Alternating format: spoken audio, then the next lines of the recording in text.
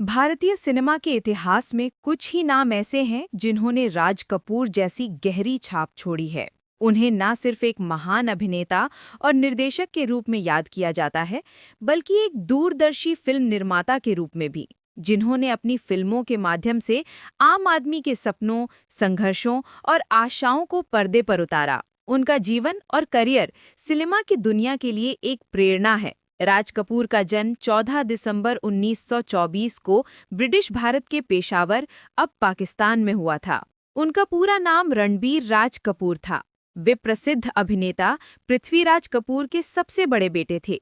उनका परिवार कला और रंगमंच से जुड़ा हुआ था, इसलिए उन्हें बचपन से ही अभिनय और सिनेमा का माहौल मिला।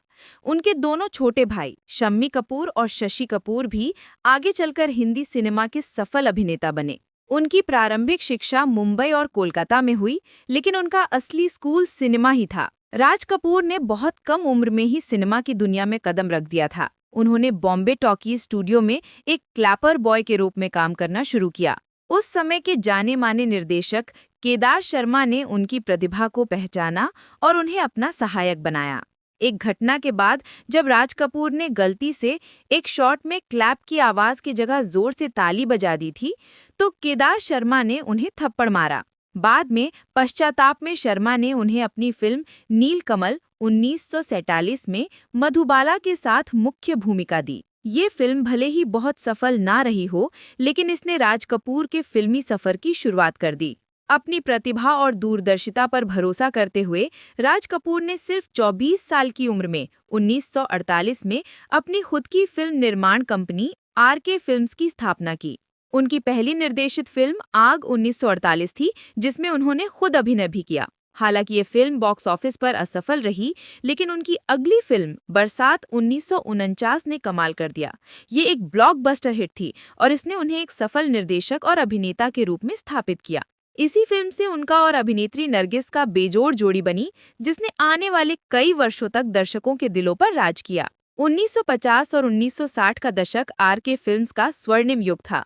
इस दौरान राज कपूर ने कई ऐसी फिल्में बनाई जो न केवल व्यावसायिक रूप से सफल रहीं, बल्कि भारतीय सिनेमा के इतिहास में मील का पत्थर साबित हुईं।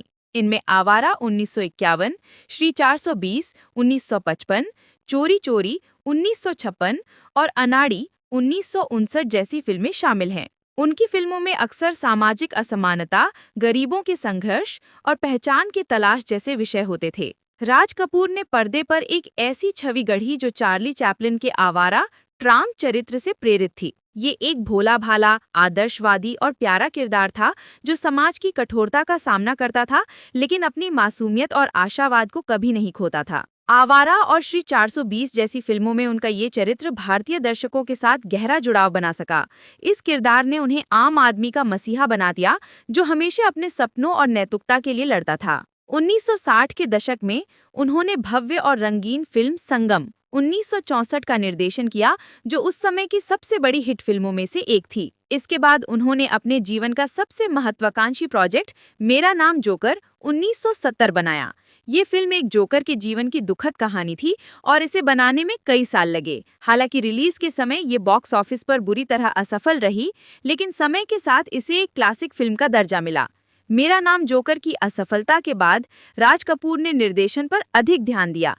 उन्होंने अपने बेटे ऋषि कपूर को बॉबी से लॉन्च किया, जो एक बड़ी सफलता थी। इसके बाद उन्होंने अपने सबसे छोटे बेटे राजीव कपूर को राम तेरी गंगा मैली के साथ पेश किया, जो उनकी आखिरी निर्देशित फिल्म थी। राज कपूर का विवाह कृष्णा मल्होत्रा से हुआ था। उनके 5 बच्चे थे: रणधीर कपूर, ऋतु नंदा, ऋषि कपूर, रीमा जैन और राजीव कपूर। नरगिस के साथ उनके कथित संबंधों को लेकर उनके व्यक्तिगत जीवन ने भी खूब सुर्खियां बटोरी, लेकिन उन्होंने अपने परिवार को हमेशा प्राथमिकता दी। राज कपूर को उनके अभूतपूर्व योगदान के लिए कई प्रतिष्ठित सम्मानों से नवाजा गया। उन्हें 3 राष्ट्रीय फिल्म पुरस्कार और 11 फिल्म फेयर पुरस्कार मिले। भारत सरकार ने उन्हें 1971 में पद्म भूषण से सम्मानित किया। भारतीय सिनेमा के सर्वोच्च सम्मान दादा साहेब फाल्के पुरस्कार से उन्हें 1987 में सम्मानित किया गया।